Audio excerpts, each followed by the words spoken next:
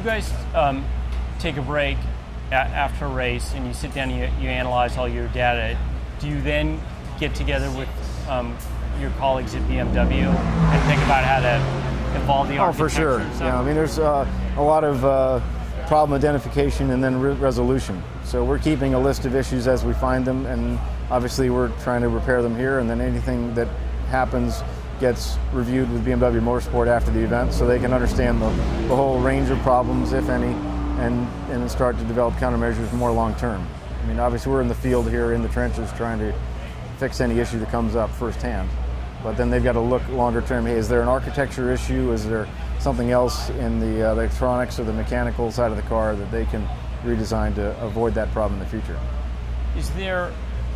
What kinds of things are you looking to electronics manufacturers to deliver to you guys to make your life easier, more efficient? Well, usually it's getting higher quality, more reliable sensors. A lot of the sensors in the car started out in a laboratory environment.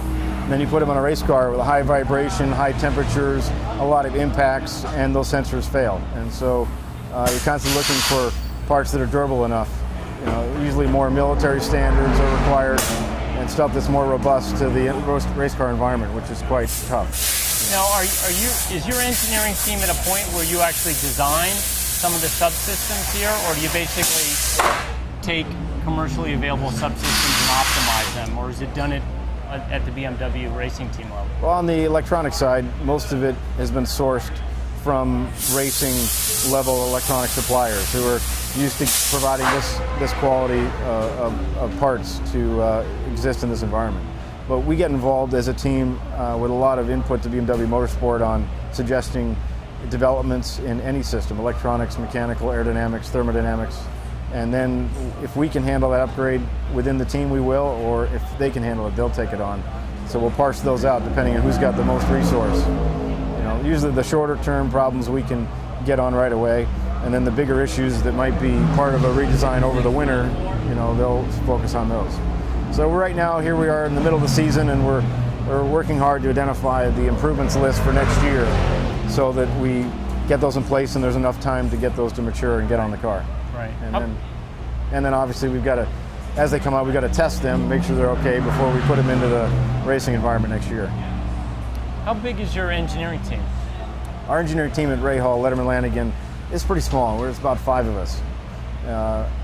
And everyone has multiple roles and several specialties. So we're quite, you know, we're covering a lot of area. And is there a mixture, mechanical, electrical?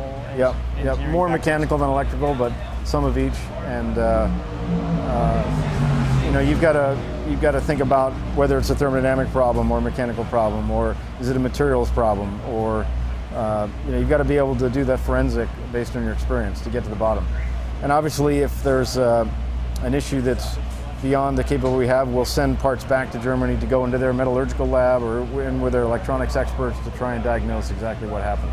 Did something overheat, or did it fatigue, or you know, what caused the failure?